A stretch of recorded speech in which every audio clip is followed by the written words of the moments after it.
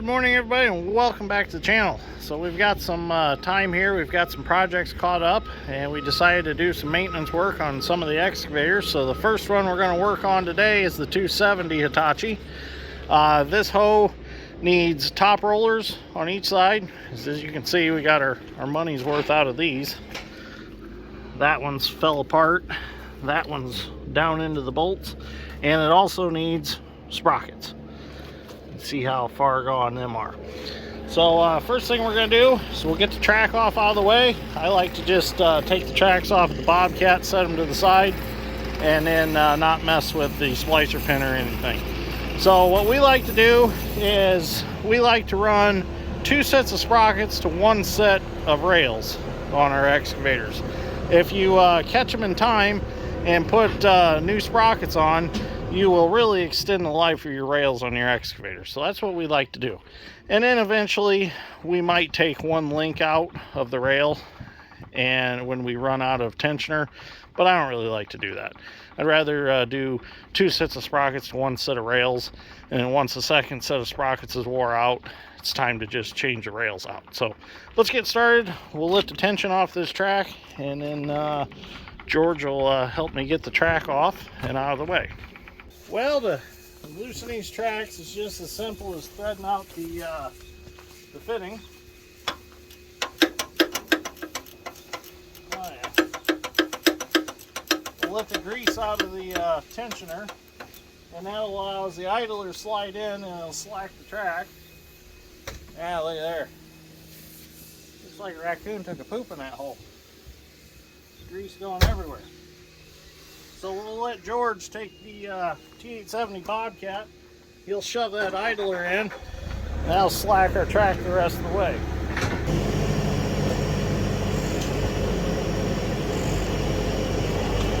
And there's a bunch of dirt behind it. It's going. Oh yeah, there it goes. Yep, it's going. Got to force all the grease out the small hole. I should have threaded the fitting all the way out.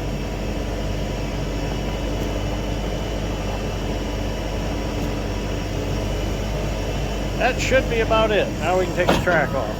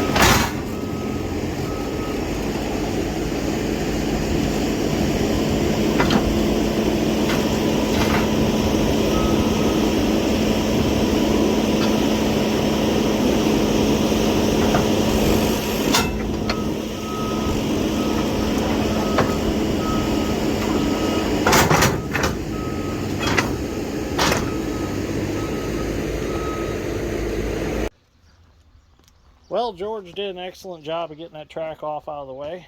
So now what we can do is we can clean our bolt heads up. I'll just use a needle scaler. This is your best friend for track work. Let's go around the bolts of your heads, or the heads of your bolts, not the bolts of your heads. Go around the heads of your bolts and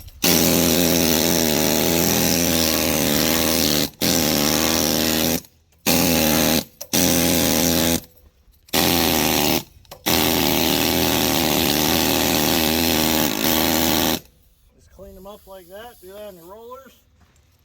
And you can see on this roller, we got our money's out of that roller. The only thing that was holding it on was the wear spot. So that one's junk.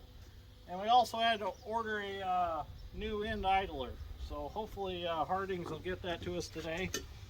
We can get that switched out and get all this side put back together. So we'll also go around all our bolts in the sprocket with a needle scaler just to get the socket on easier.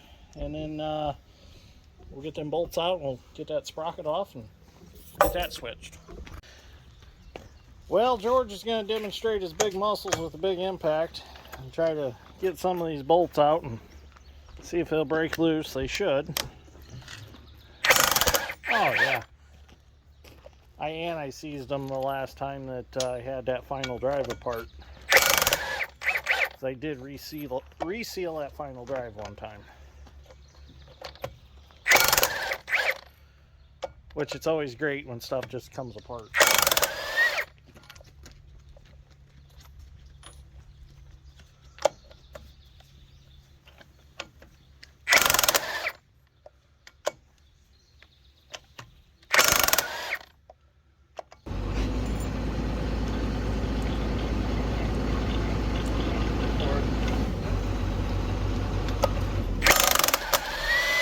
I'll tighten that fan belt while we're at it.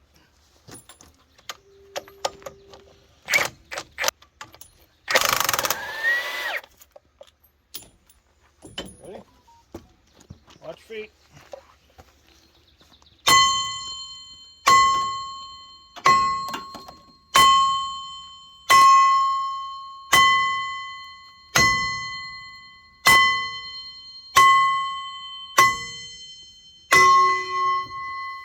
There we go.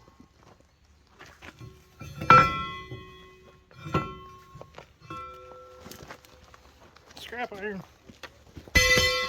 Now we get some anti-seize, clean that up, anti-seize it, and we'll put our new sprocket on. So, yeah, it's a whole gallon of anti-seize here. Got me a little sponge brush. Gonna go ahead and paint her on there where that sprocket sits.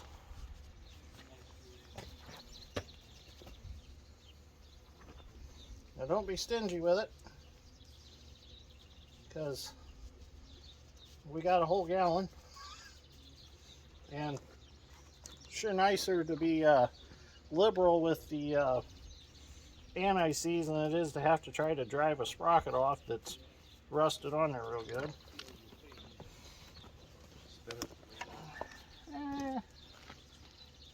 Yeah, probably spin it. It's the closest to the door, I think. Our new sprocket on, you can see the difference, how much more meat is on these new sprockets. So there's kind of a flat side to them, and I always put the flat side towards the end. This side's a little rounded. So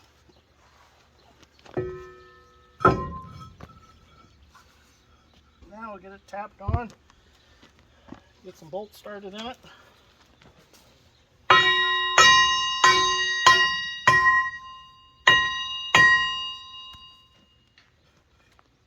Down.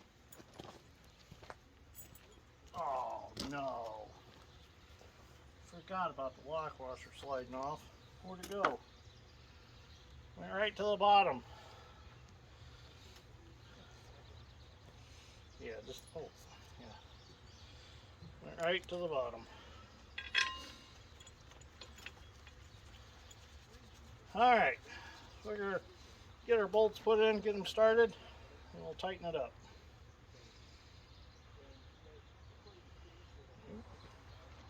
It's going to end up covered in anti-seize by the time we're done. rather have the copper stuff than the silver stuff. At least we won't look like the Tin Man. It's a little warm out today. Back to our 80s and 90s again. We need some rain. It's supposed to rain this weekend, so hopefully we get some.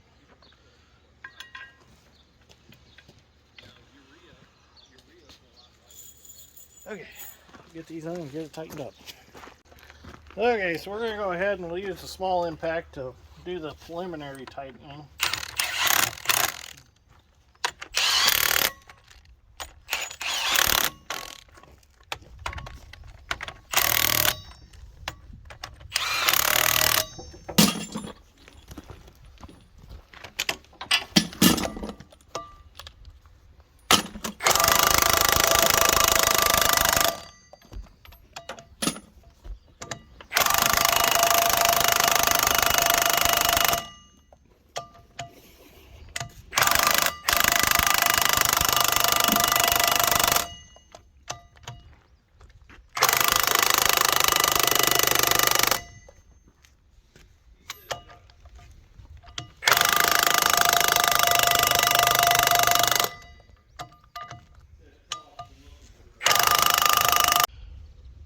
Well, George's got that sprocket on tightened up, so now we're going to work on that roller down there. So this is a new roller, as you can see.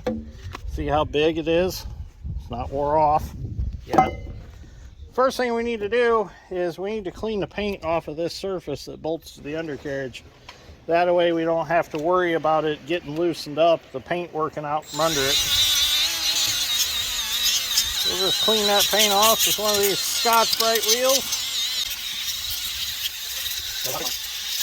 And that way they'll kind of rust and stick to the undercarriage also. Now we didn't do this with the sprocket because we didn't have to, because the machine surfaces weren't painted. You don't have to get it 100%, but get most of it off. I like to do this with the rails also. That way the track pads are steel to steel when they're bolted on. Alright, now let's see if we can get the bolts out of the old one.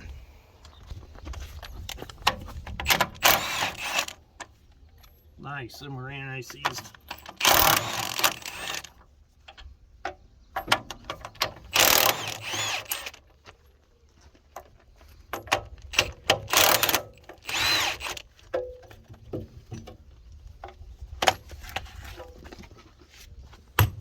There we go.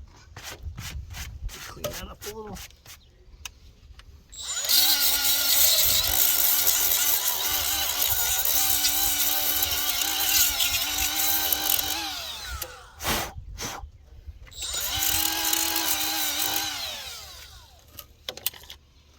Oh, we need to put some anti-seize on our bolts.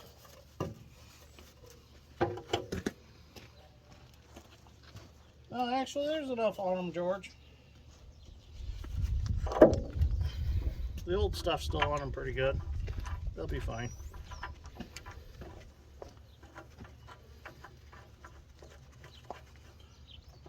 Wish we had some new bolts, but these will be fine.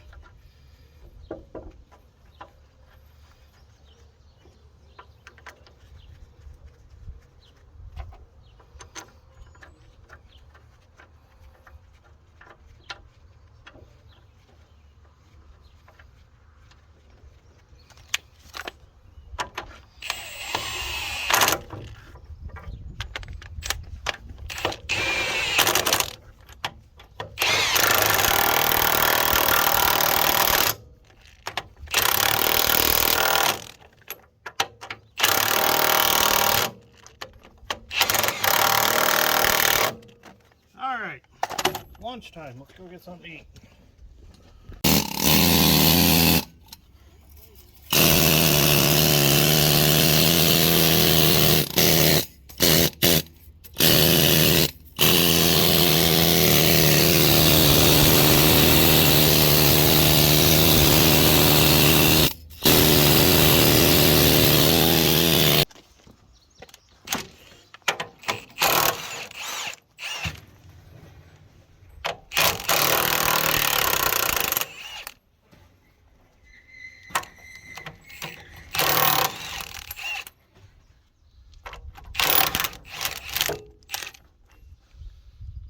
plenty of anti-seize.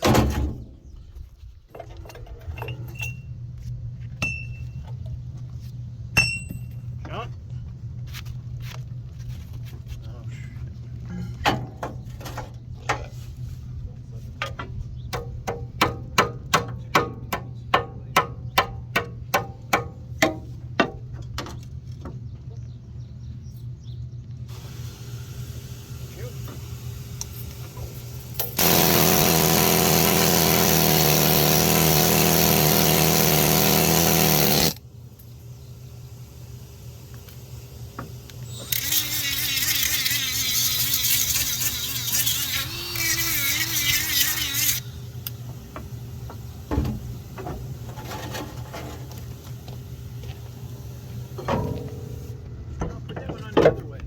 Put it on the other way? Nah, we better not. I have seen them on the other direction though. On different applications, of course.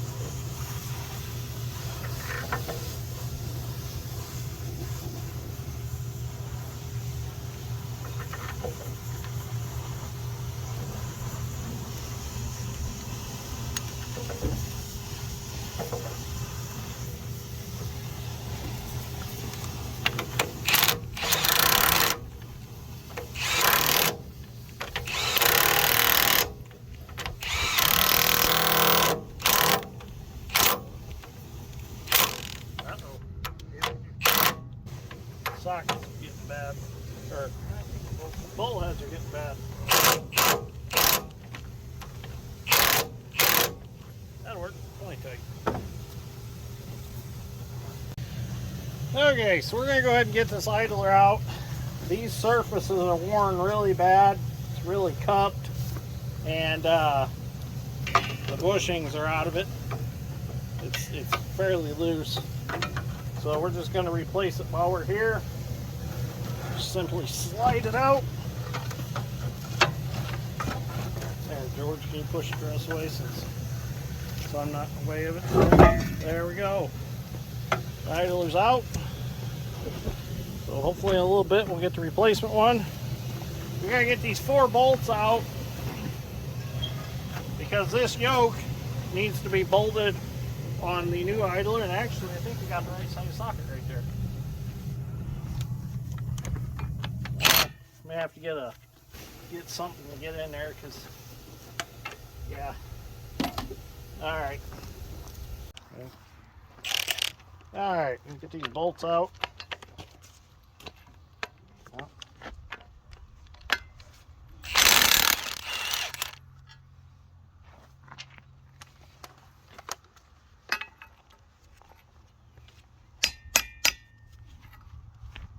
Actually, like they have a little dirt behind it or something.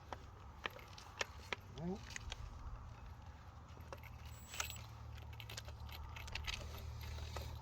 don't know why they don't design these so you can get tools on them.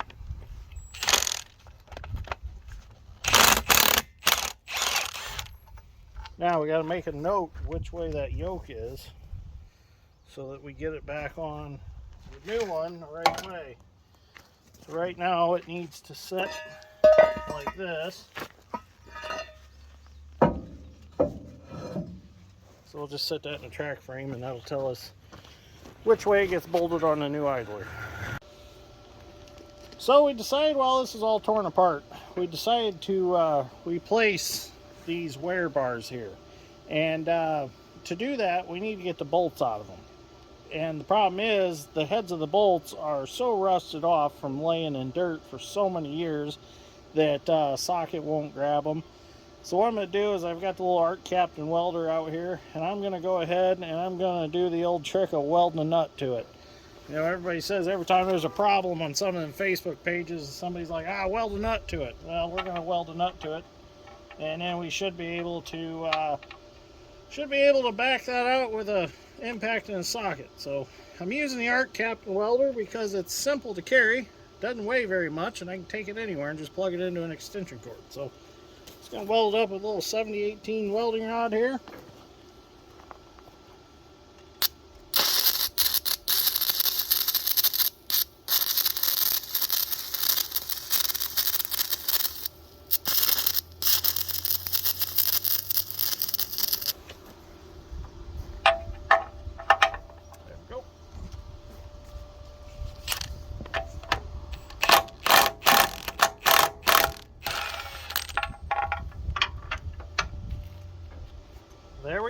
we broke the bolt off. Fantastic. Yep. Yep. I was afraid of that.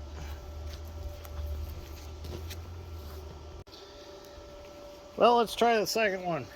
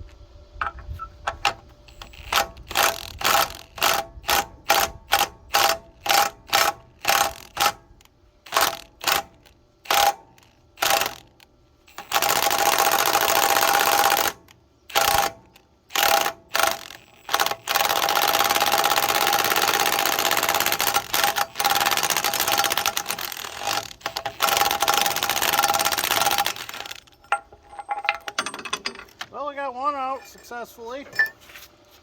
The other one just broke off. Maybe I can weld a nut to that and get the rest of that out. Let me see if I can. Okay, so we're going to try to redeem ourselves here. We've got a smaller nut welded to that broken off bolt. I'm going to rattle on it with the air hammer a little bit here.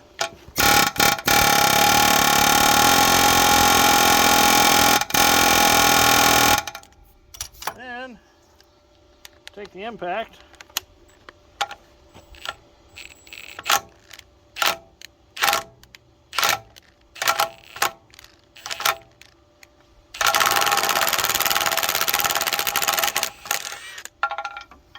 There we go. It's out.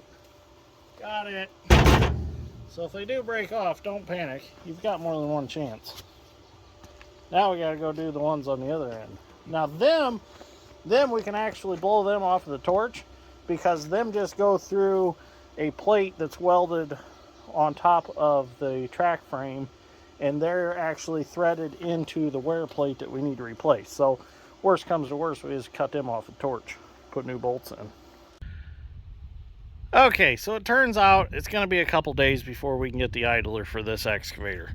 So what I'm going to do is, since I want to make some other videos, I need space on my phone. So what I'm going to do is I'm going to go ahead and edit up everything that I've got now so far in this project, which is plenty for at least a half-hour long video. Just kind of looking through the numbers of what I've got. So I'll just go ahead, edit this one up, get this one posted, and then we'll go ahead and we'll do a part 2 on this project. Part 2 will be putting the track back on and putting the idler back on.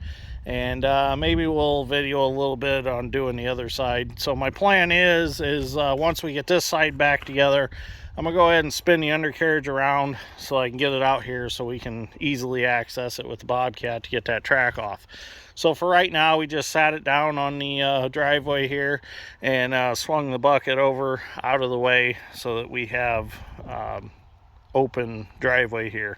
So anyways, thank you for watching. I greatly appreciate it. We'll see you all in the next one. So be watching for part 2 on putting the 270 back together. So everybody have a fun weekend.